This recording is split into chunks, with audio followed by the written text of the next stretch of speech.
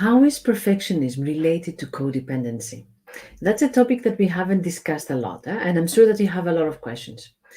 I told you in the past that perfectionism affects immensely our relationships, and it's not only related to our work, but also it spreads to our relationships as well, and to our feelings of worthiness. But let's take it from the beginning. I'm Vasi Sarandopoulou, a psychologist and an expert in perfectionism, and I'm here to explore perfectionism in a deeper level with you. So let's start. A couple of days ago, I was at the schema therapy conference and we were discussing and revealing important information about how perfectionism is related to codependency and behaviors leading to codependency. And it's an interesting realization to see how one can lead to the other. And why it's interesting because sometimes we idolize perfectionism. We think that, what's wrong with perfectionism, like it's striving for excellence and becoming better and growing. Yes, that's one thing, but we are actually talking about toxic perfectionism here. And in order for me to take it from the beginning, let me draw you the path how perfectionism can lead and be connected to codependency. So, perfectionism is this mindset that is connected with all the behaviors that we express when we feel that we're not enough. We feel, for example, that we will never be enough, we need to be more, or we need to do more. We're very sensitive to criticism, we're afraid of mistakes, we don't even allow ourselves to fail or make mistakes. And let's make it more specifically why we're not allowing ourselves to make mistakes. Because we believe that when we make a mistake, when we have a setback in our life, that will scar us for life. That's something that everybody will remember. It's this moment of embarrassment that we think that will follow us forever. And that's something that we believe that will affect how other people see us and how people will behave to us and whether people will include us or not. So we go now to the second level of perfectionism, which is we are so afraid of not being perfect because eventually we are afraid that we will not be accepted by other people. We will not be seen as important by other people. We will not be seen as successful or smart or all the other things that we value, because it's whatever we value, it's what scares us most that people will not see it. So if you value intelligence, if you value knowledge, if you value success, and you think that other people don't see that, then you are feeling terrified that you will lose the connection with these people because you think that you are not enough in these specific fields. So the second level is that we are afraid that we will not be accepted. And what does it mean? Well, let's talk about the elephant in the room. It means that we are afraid of loneliness. Deep inside us, perfectionism is a coping mechanism so that we will continue being included, being seen, being validated by other people. It's a coping mechanism so that we will keep feeling important in other people's lives. And we use perfectionism because we are afraid that we will not be able to handle not being included. It will be devastating. We cannot handle loneliness. We are meant to be connected. We are wired for connection. So, actually, what happens, and we're now starting to connect perfectionism with our sense of worthiness. What happens is that we feel unworthy, and perfectionism perpetuates this feeling of unworthiness. You will never be enough. Keep trying, keep giving, keep pushing. So, how did this all start? Well, I mean, you probably know the answer already. It started in our childhood. And let me give you two examples. The first one, in order to avoid getting your parents upset or disappointed at you, you figure out that doing your homework is helping. You figure out that taking good grades is helping. You figure out that tidying your room is helping as well. So there's nothing wrong with that, but then you figure out that this is the only thing that you can do in order to control their feelings and to be liked by them more. So you redirected your actions into this controlling behavior. In other words, we are trying to use perfectionism as a way to control other people's liking.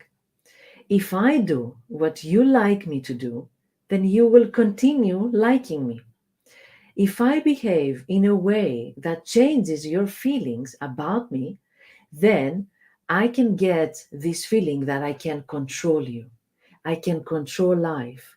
I can control how many people are around me. That's what perfectionism is about. It's this controlling behavior that we hope that will bring more people around us. Let me give you another example. When you see your parents struggle in their life, either it's financial problems or work or their mental health, and I'm talking about during your childhood, you feel terrified because that's the moment that they disconnect from you. Here comes perfectionism to save the day again. We become parentified children, which means that we parent them instead of they parenting us. We control ourselves and we do what they like so that we can modify their feelings and their reactions, so that we can ease their struggle, so that they can connect with us again. There's a clear benefit for us, right? So that's the secret. Perfectionism makes you focus on other people and makes you believe that if you behave in a specific way, you can manipulate their feelings and how they feel about you. We're already halfway there. So I repeat, perfectionism makes you believe that if you focus on others, you can change how they feel about you, which means that you can make them like you more. And here's how codependency starts. You feel that I need to be focused on other people. I cannot lose the connection with them. I need to be attuned and aligned with their feelings all the time because I need to get their approval. This is when the behaviors related to approval seeking start. I need to suppress my feelings because I'm focusing on somebody else's feelings. I need to take care of how they feel, and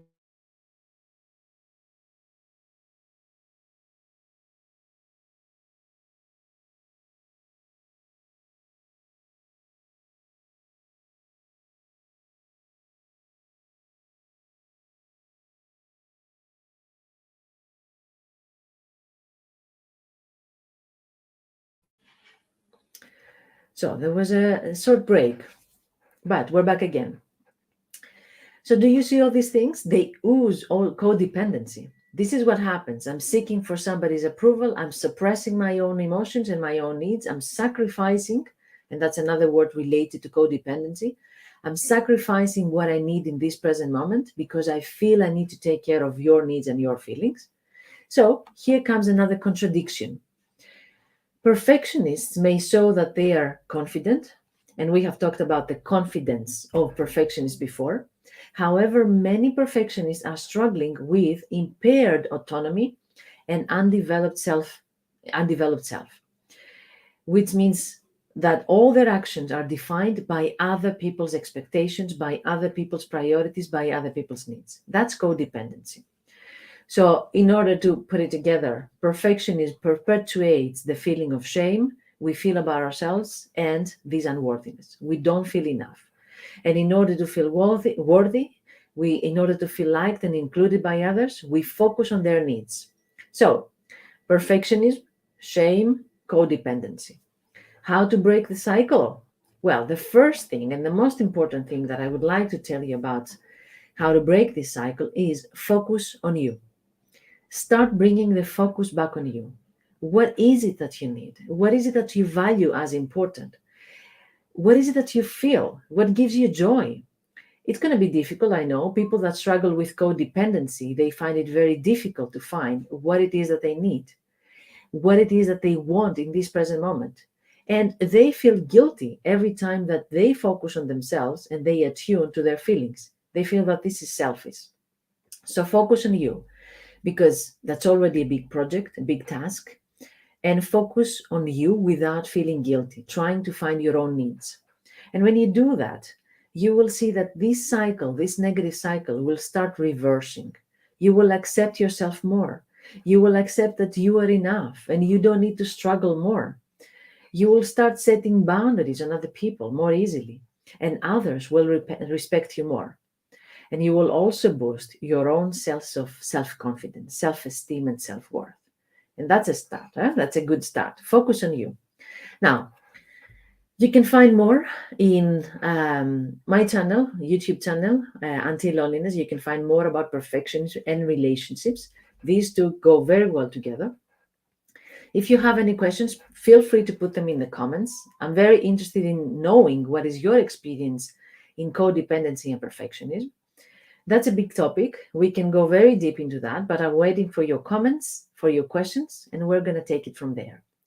Find more about this topic on antiloneliness.com. And thank you very much for listening. Have a good day.